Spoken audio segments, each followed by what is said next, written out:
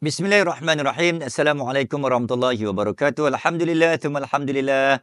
Allahumma salli ala Sayyidina Muhammad, Muhammadin al-Fatih lima ughliqa wal khatim lima sabaq, nasul haqq bil haqq wal hadi ila siratal mustaqim, wa ala alihi wa sahbihi haqqa qadri wa miqdaril azim, wa ala alihi wa sahbihi ajma'in. Barikallahumma lana fi syahri Ramadan. Allahumma barik lana fi Ramadan. Amin ya rabbal alamin. Alhamdulillah. Apa khabar saudara? Kita sudah berada di penghujung dan kita sudah berada di titik hujung pertemuan dalam siri sirah, siri peperangan yang telah berlaku dalam bulan Ramadan. Alhamdulillah. Mudah-mudahan dengan setiap bicara, setiap perkongsian boleh menyuntik dan menjentik, mengangkat nilai jihad, bagaimana Allah mengangkat jihad dalam Rasulullah, dan bagaimana Rasulullah Nabi berjaya menyuntik jihad dalam sahabat, dan ulama dulu mengangkat dan menyuntik nilai jihad kepada golongan-golongan terdahulu sehingga Islam menang di serata dunia sehingga menguasai 2/3 dunia. Tuan-tuan dan puan-puan muslimin dan muslimat Allah, sambungan kepada bagaimana yang berlakunya perang Yom Kippur ataupun perang hari penambusan dosa, di mana berlakunya perang antara kita pihak Islam, Liga-Liga Arab, berlaku di mana? Di wilayah terusan Suez, di wilayah Israel, di wilayah Sinai, di wilayah Bukit Golan dan wilayah Gaza. Inilah tempat-tempat berlakunya perang Yom Kippur, kerana tempat ini hak kita dirampas oleh umat, dirampas oleh Yahudi, dirampas oleh Israel pada tahun 1973. Jadi berlakunya perang ini selama kurang lebih 2 minggu plus. 2 minggu, lebih kurang 2 minggu. 6 Oktober, tepat pada 10 Ramadan 1973. Tuan-tuan dan puan-puan, misi balas dendam ini dimulakan dengan gabungan dan juga cantuman persekutuan antara negara Mesir di bawah pimpinan Anwar Sadat dan juga negara Syria di bawah pimpinan Hafiz al-Assad ketika itu. Muslimin dan muslimat rahimakumullah, antara kekuatan lain ketika mana Allahumma salli ala Sayyidina Muhammad, kekuatan lain yang diguna pakai oleh dua-dua negara Mesir dan Syria.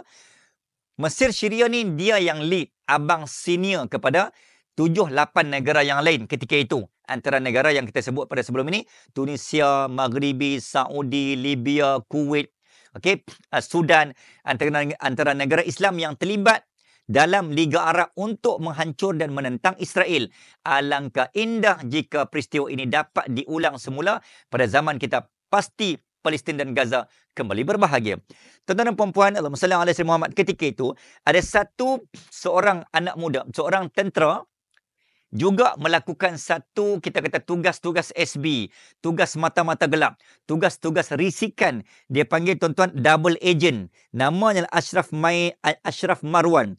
Ashraf Marwan ni, tuan-tuan, dia ni cuba memasuki dan menyelinap masuk ke dalam kubu Israel, ke dalam tanah Israel ketika itu, demi untuk mengumpulkan data-data, maklumat, laluan pintu belakang, agar dia dapat memanfaatkan ilmu yang dia ada ke atas tanah Israel. Dan dia ni pula Allah takdirkan Ashraf Marwan ni, memang kalau kita tengok sepintas lalu, dengan berwajah, dia menzahirkan penampilan pakaiannya seperti orang Yahudi, seperti orang Israel. Jadi inilah kita sebut sebagai sallallahu alaihi Muhammad, satu taktik dan satu teknik penyamaran untuk mengaburi pihak lawan dan pihak musuh agar kita tidak dikenal pasti, tetapi hakikatnya dia adalah di pihak kita. Jadi tuan-tuan, tugas Ashraf Marwan ni, tuan-tuan dan puan-puan, bukan senang nak dibuat. Bunyi mudah nak dihantar tugas perisikan, tetapi nyawa menjadi taruhan. Silap hari bulan memang tuan-tuan, memang sembelih. Jadi apa yang berlaku ketika itu, tuan-tuan? Strategi plan gabungan antara pihak tentera-tentera Mesir dan tentera Syria digabung jalinkan ke semua special force. Special force ni, tuan-tuan, adalah kita sebut unit-unit khas ke dalam peperangan, ke dalam TUDM, ke dalam kita, tuan-tuan, kita ada GGK Komando, kita ada Pascal, kita ada VET 69, kita ada apa lagi? Kita ada UTK, kita ada PSS, kita ada Semboyan, kita ada Armor Diraja.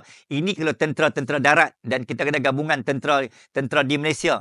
Jadi mereka menggunakan semua pasukan elit maupun diberikan udara, darat dan armada laut, digabung jalin, semua aset negara diguna pakai. Memang all in, all out. Ni bukan kaleng-kaleng. Muslimin dan muslimat. Dan untuk untuk sampai ke Barlef. Barlef ni disebut sebagai Khaltul Barlif. Barlif ataupun Barlef ni sempadan yang dibuat oleh Israel. Kalau kita berjaya menyeberangi sempadan Barlef yang dibuat oleh Israel ini, maka tanda-tanda kemenangan itu hampir.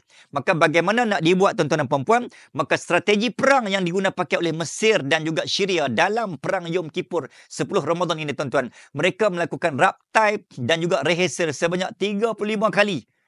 Wow, tuan-tuan, kita nak masuk pertunjukan kan, anak-anak murid kita di sekolah pun buat raptai siang, malam, pagi, petang. Ustazah tidur tak lena. Itu nak masuk pertunjukan. Ini tuan-tuan, nak masuk peperangan, nak masuk pertempuran antara hidup dengan mati 35 kali. Tuan-tuan boleh bayangkan kalau 35 kali raptai, berapa peluru habis. Tuan-tuan, salah satu peluru yang kita ada, salah satunya harganya 6 juta. Ni, artileri, peluru bom, misil yang dipunyai salah satu jenis misil ataupun misil, dia punya bom tu saja 6 juta. Bayangkan 35 kali raptai, nak gunakan satu aset yang berharga 6 juta, misalnya Lain Muhammad. Kau rasa? Kan? So nak bagi tahu bahawa sebab tu Arab perlu bergabung, Arab perlu bercantum, gunakan aset ke entah berapa boleh bagi, entah berapa boleh bagi, kita gabung jalin demi Gaza, demi Palestin, demi Al-Aqsa. Sallallahu alaihi Muhammad. Itu yang betul. Tapi mereka dah buat betul. Jadi perang 10 Ramadan ni membuktikan Islam pernah bersatu dan Islam kena bersatu dan kita perlu bersatu. Okey, muslimin dan muslimat rahmatullah. Kenapa kita Mesir nak sangat ambil balik Semenanjung Sinai dan terusan Suez yang dirampas oleh Israel?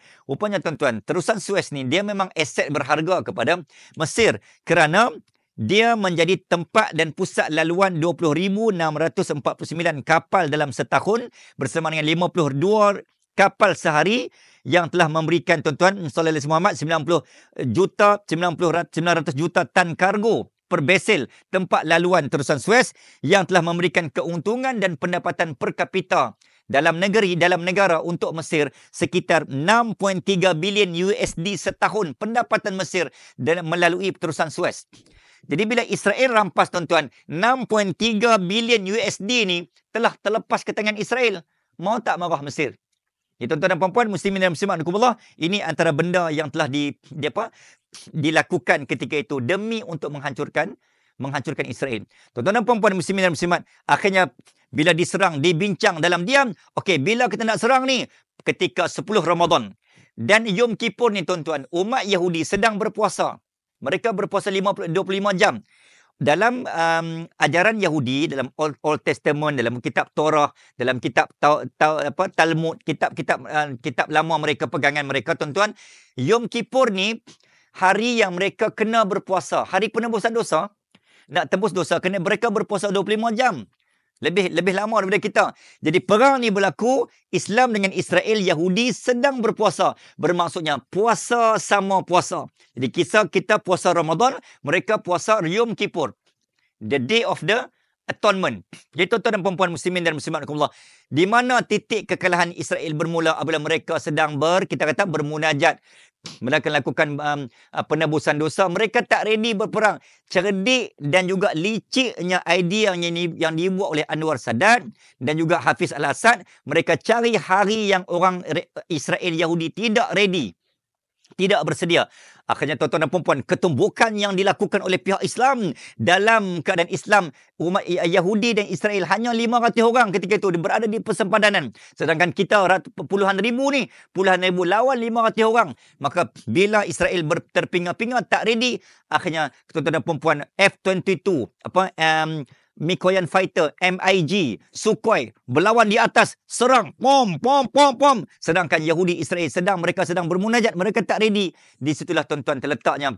Akhirnya muslimin dan muslimat, Israel juga sempat membalas segala serangan sallallahu alaihi Muhammad. Cuma serangan itu tidaklah terlalu ampuh, tidaklah terlalu kukuh kerana mereka berada pada hari puasa juga. Tuan-tuan dan puan-puan, akhirnya tuan-tuan, Mesir berjaya merampas kembali terusan Suez dan juga Semenanjung Sinai. Syria, Golan dapat balik, sallallahu alaihi Muhammad, Bukit Golan dapat balik kepada Syria ketika itu, kecuali Gaza masih berada di tangan Israel sampai hari ini. Maka tuan-tuan, dalam perang Yom Kippur ni sebenarnya kita tidak terlalu menang pada semua peringkat dan pusingan. Ada yang kita menang, ada yang kita kalah. Jadi dalam kita boleh sebut perang ini perang seri, di mana Israel juga menang sebahagian, di mana Gaza dan Mesir Syria Islam juga menang, mengembalikan dua-dua tanah ini di pihak, dapat balik apa yang kita punya.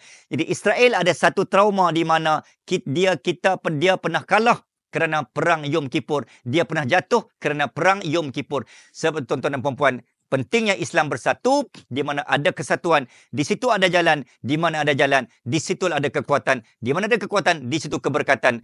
Keberkatan itulah menghampiri kita kepada titik puncak kejayaan dan kemenangan, walaupun 1000 rintangan yang datang mendatang. Jumpa lagi tuan-tuan, insya-Allah mudah-mudahan perkongsian ini boleh memberikan kita kekuatan. Aqul qaula hadza wa astaghfirullahal azim wa billahi taufiq wal hidayah. Assalamualaikum warahmatullahi wabarakatuh. Ramadan Karim.